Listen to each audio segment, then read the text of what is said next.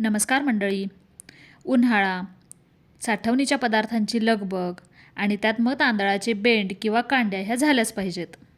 पण तांदळाचे बेंड बनवताना ते मध्येच तुटतात किंवा तळल्यावर हवे तसे फुलत नाहीत. तर आपण आज घेऊन आलो आहोत अशा काही टिप्स ज्यामुळे तुमचे बेंड अगदी दुप्पट फुलतील आणि दिसायला पांढरे शुभ्र होतील. आजच्या व्हिडिओमध्ये आपण 1 किलो तांदळाचे परफेक्ट माप पाहणार आहोत. पण त्याआधी जर तुम्ही द ट्रू रेसिपीज चॅनलवरती नवीन असाल तर आत्ताच आपल्या चॅनलला सबस्क्राईब करा आणि बेल आयकॉन दाबा. चला तर मग सुरुवात करूया. इथे आपण 1 किलो तांदूळ घेतले आहेत. हे तांदूळ आपल्याला स्वच्छ धुवून 3 ते 4 दिवस भिजत घालायचे आहेत. लक्षात ठेवा, दररोज याचं पाणी बदलायचं आहे, ज्यामुळे पिठाचा रंग अगदी पांढरा फटक येतो आणि वास बिलकुल येत नाही. हा तांदूळ आपण मिक्सरला वाटून घेऊ आणि वाटताना याची एकदम फाईन पेस्ट हवी आहे. थोडं थोडं पाणी घालून इतकं मऊ वाटा की बोटाला कणसुद्धा जाणवला नाही पाहिजे.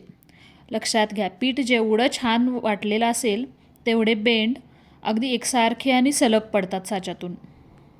आता एका मोठ्या पातेल्याला आतून तेल लावून घेऊ, म्हणजे पीठ त्याला चिकटणार नाही. त्यानंतर आपलं जे वाटलेलं मिश्रण असेल ते एका मोठ्या भांड्याने मोजून घ्या. भांड्याऐवजी तुम्ही वाटी किंवा एखादा ग्लासही वापरू शकता. आपल्याला जितकं पीठ आहे वाटलेलं तितकंच पाणी उकळायला ठेवायचं आहे. हे माप एकास एक असणं इतकं महत्त्वाचं आहे. ते जर चुकलं तर एकतर हे पीठ अगदी घट्ट होईल किंवा खूप सैल होईल. ते पाणी आपण आधीच साईडला गरम करायला ठेवलं होतं. आता मोजून घेतलेल्या पाण्याला एकदा का मोठी उकळी आली की त्यामध्ये आपण चवीनुसार मीठ टाकू. आता गॅसची फ्लेम मंद करून तयार तांदळाची पेस्ट हळूहळू ओतायची. दुसऱ्या हाताने पळीने सतत ढवळत राहायचं. 5 ते 7 मिनिट प्लेट झाकून याला आपण चांगली वाफ येऊ देऊ. एकदा का चांगली वाफ आली की यामध्ये आपण मिक्स करणार आहोत रात्रभर भिजवलेला साबुदाणा. इथे आपण 1 किलो तांदळासाठी 200 ग्रॅम साबुदाणा टाकला. आता बऱ्याच जणांना वाटेल तांदळाच्या बेंडमध्ये साबुदाणा कशासाठी?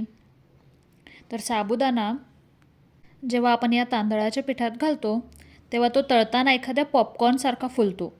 त्यामुळे तुमचे बेंड दाताला न लागता तोंडात टाकताच विरघळतात. त्याचसोबत साबुदाण्यामुळे पिठाला एक प्रकारची ट्रान्सपरन्सी येते, ज्याच्यामुळे वाळलेले बेंड अगदी काचेसारखे शुभ्र आणि चकचकीत दिसतात. तांदळाचं पीठ वाळवताना कधीकधी त्याला तडे जातात आणि बेंडचे तुकडे तुकडे पडतात. साबुदाण्यामुळे पिठाला ते घट्ट पकडून ठेवतं आणि वाळल्यानंतरही तुमचा एकही बेंड तुटणार नाही.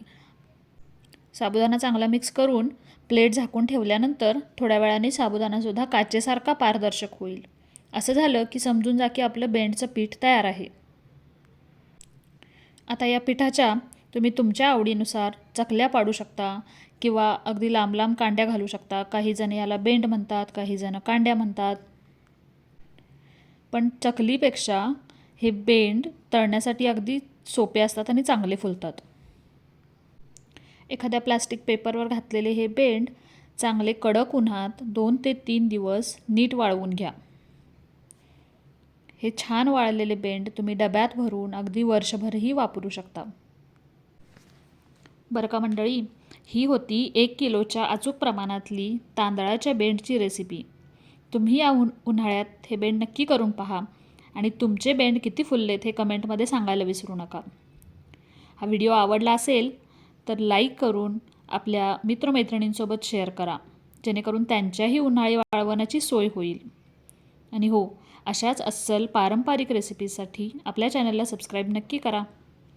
चला तर मग भेटूयात आणखीन एका रेसिपीसोबत. धन्यवाद.